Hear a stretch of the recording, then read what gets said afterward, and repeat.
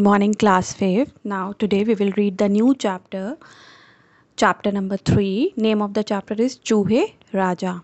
Open page number 10 in your book. Now, start reading. एक चूहा उछलता कूदता जंगल से गुजर रहा था। रास्ते में उसे एक लाल कपड़ा नज़र आया। चूहे ने उसे सर पर रखा और ख़ुद से बोला, आहा, ये तो बहुत अच्छा लग रहा है। अगर इसकी टोपी बन जाए तो बड़ा मज़ा आए। वो दर्जी के पास गया और बोला, दर्जी भाई, इस कपड़े की टोपी सी दो। दर्जी बोला, पैसे हैं तेरे पास? चूहे ने कहा, मेरे पास तो कोई पैसा नहीं है। दर्जी मुंह बनाकर बोला, भाग यहाँ से, पैसे तो हैं नहीं, टोपी सी दो। नहीं सियोगे?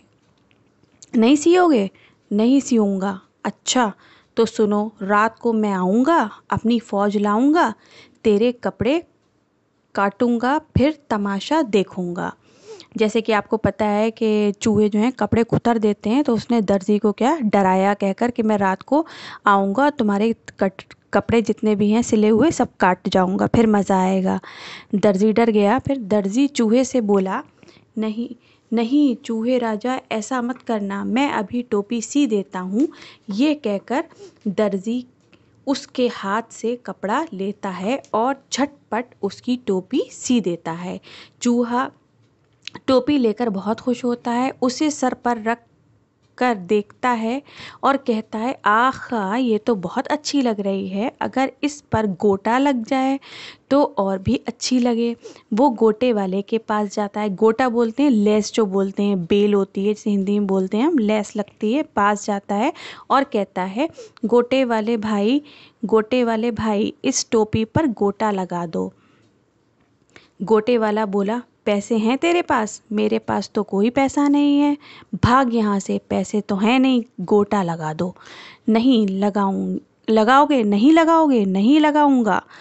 तो सुनो, रात को मैं आऊँगा, अपनी फ़ौज लाऊंगा, तेरे गोटे काटूंगा, फिर तमाशा देखूंगा। उसने क्या किया, दूसरी बार इसको भी, गोटे वाले को भी डरा दिया।